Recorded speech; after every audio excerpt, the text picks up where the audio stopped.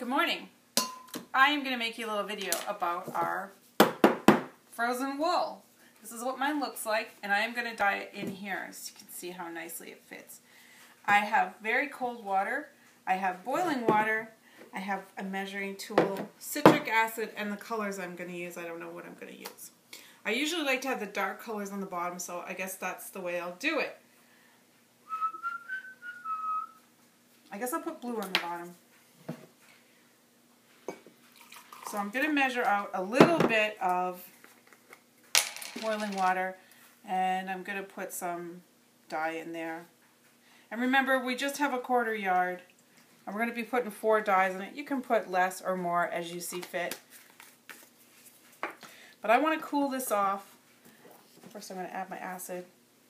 I'm going to cool it off because I don't want to really melt that wool until it gets in the microwave. So I fill it up to a 1/2 cup. It's a little better now, tepid instead of boiling. And I'm going to just pour this right in the receptacle that I'm going to dye in. And then I'm going to put this in. Which end? This end. So, next color. Let me see. I think I'll go for blue violet.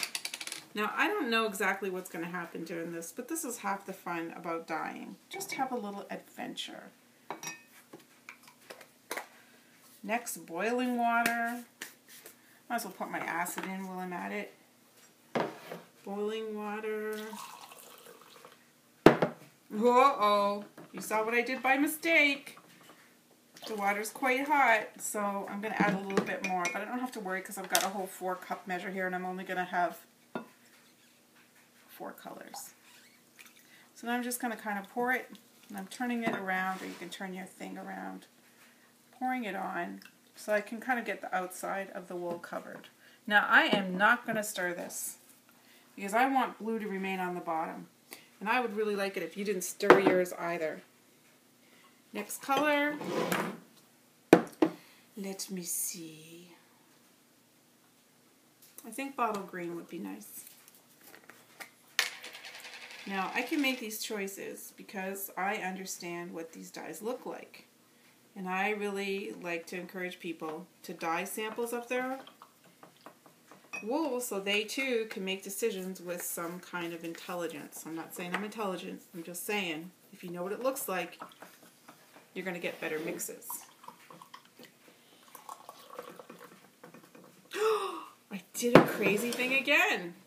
Put the hot water in, and really I want cold. Well, this must all be very fortuitous because I had told you just use a 1/2 cup.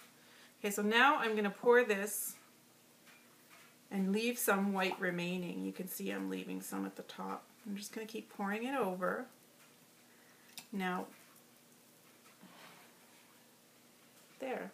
And now for my last color, I think I'm going to choose orange. We'll see what happens. And then I'm going to pour some hot water in here, and then I'm going to put it way over here so I don't do that again. Put my acid in, find my orange dye, here it is.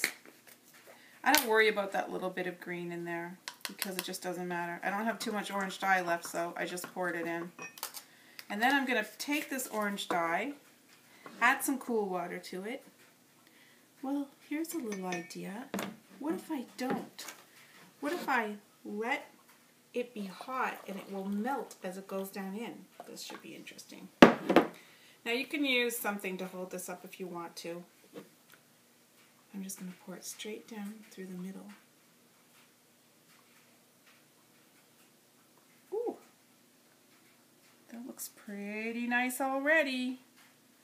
Ay, ay, ay. Alright. I'm going to lean it over to the side, and then I'm going to go over to my microwave and cook it until the water is clear. Now, I like to cook it on high, but I keep a very careful watch on it, and I cook it in 2-minute intervals. So I'll cook it for 2 minutes, let it cool off a bit, cook it for 2 more. Anyway, good luck with yours. I'm going to make another video in a few minutes showing a different way to do it, laying flat. Alright, thanks a lot. Bye.